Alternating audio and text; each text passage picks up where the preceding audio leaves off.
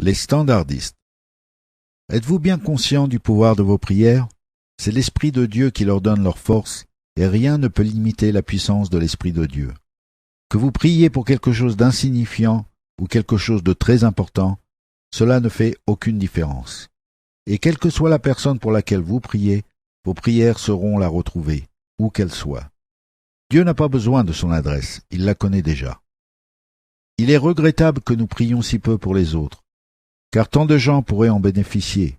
Chaque fois que l'on pense à quelqu'un ou à une situation délicate, on devrait envoyer une prière au Seigneur.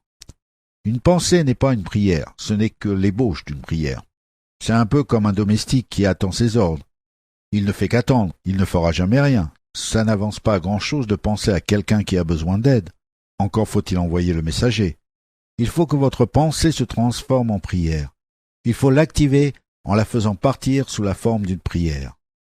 Jésus disait « Tout ce que vous demanderez au Père en mon nom, il vous l'accordera ».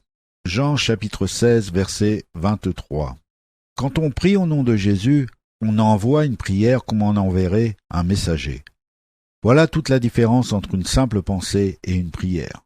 Tant de choses dépendent de nos prières.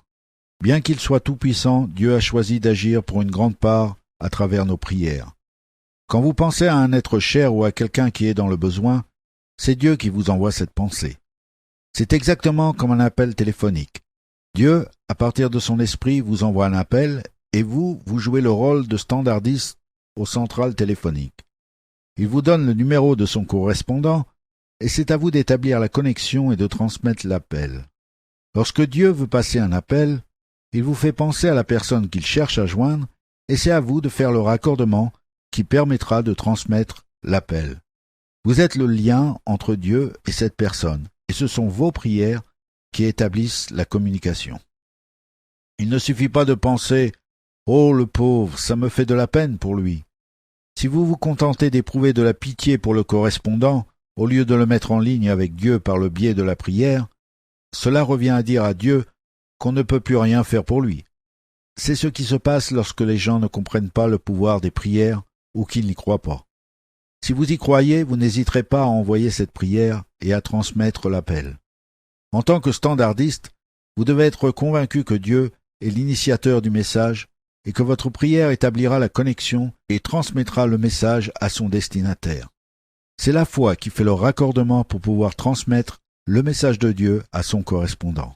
C'est Dieu qui passe l'appel, mais il le fait par votre intermédiaire, parce qu'il veut vous apprendre le vrai sens de l'amour. Établir le contact entre Dieu et la personne qui a besoin d'aide est un geste d'amour. Vous êtes le lien entre Dieu et cette personne. Vous-même, vous n'avez pas grand pouvoir, mais si vous acceptez de passer la communication, vous pouvez toucher n'importe lequel de ses correspondants avec son amour.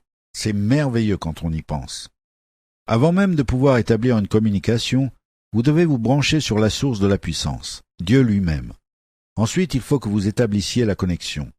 Le courant est là, mais c'est à vous d'établir le contact en actionnant l'interrupteur. Autrement, le courant ne passera pas. Si vous êtes négligent ou trop paresseux pour établir la communication, la personne que Dieu essaye de joindre ne recevra jamais l'appel, ni l'amour qui lui a été destiné. Tant de choses dépendent de nos prières, de nous autrement dit. Nombreux sont ceux qui voudraient bien recevoir un appel, mais malheureusement nous oublions de leur passer la communication. Nous oublions de faire le branchement qui ferait suivre l'appel. Dieu a beau appeler, il y a des gens qui ne reçoivent pas ces messages, par la faute des standardistes qui sont sourds à l'appel de Dieu ou qui ne se donnent pas la peine d'effectuer le raccordement pour établir la communication et transmettre le message que Dieu a pour ses correspondants. Bien sûr, il y a d'autres raisons qui expliquent pourquoi les standardistes n'arrivent pas à passer la communication. Il peut s'agir d'un mauvais contact, d'encombrement sur la ligne ou de parasites, ou encore d'un problème à l'autre bout du fil. Vous n'arriverez pas toujours à transmettre le message, mais il faut tout de même essayer, il faut tout de même prier. Même un standardiste hors pair n'obtient pas toujours la communication. Il se peut que ses efforts restent vains, mais au moins ce ne sera pas faute d'avoir essayé. Et vous aussi, vous devriez avoir la foi d'essayer. Dès que vous priez pour quelqu'un, le message se met en route. L'appel est déjà passé par le standard, vous êtes en ligne et le téléphone de votre correspondant se met à sonner. Il va de soi que si le correspondant veut recevoir l'appel, il faut qu'il décroche le téléphone. Pourtant, certains ne recevront jamais le message, parce qu'ils n'entendent pas la sonnerie ou ne veulent pas décrocher. Vous ne pouvez pas les y obliger. Votre rôle se limite à leur faire passer l'appel. Une fois que vous avez établi la communication, la balle est dans leur camp.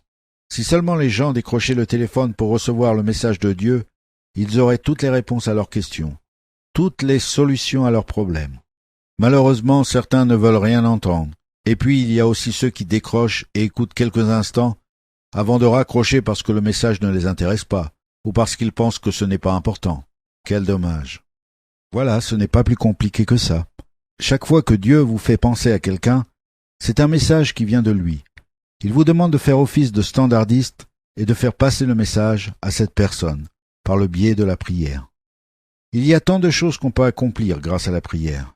On peut prier pour une petite orpheline, pour un clochard, pour un grand dirigeant mondial, ou pour tout un pays, pour n'importe qui ou n'importe quoi. Nos prières ont le pouvoir de libérer la puissance de Dieu. La parole de Dieu nous dit « Le cœur du roi est comme un cours d'eau entre les mains de l'Éternel. Il le dirige à son gré. Commandez-moi à l'égard de mes fils et à l'égard de l'œuvre de mes mains. » Proverbes chapitre 21, 1 et Ésaïe chapitre 45, 11. Nos prières ont le pouvoir d'accomplir de grandes choses. Elles peuvent même changer le cours de l'histoire. On ne saura jamais tout ce qu'on aurait pu accomplir si on s'était donné la peine de prier. Alors de grâce, priez. Vous êtes le standardiste et vous avez la responsabilité de transmettre le message. Ne soyez pas coupable de négligence, sinon quelqu'un pourrait bien manquer un appel important de Dieu. Soyez un standardiste fidèle et consciencieux. N'oubliez pas de prier.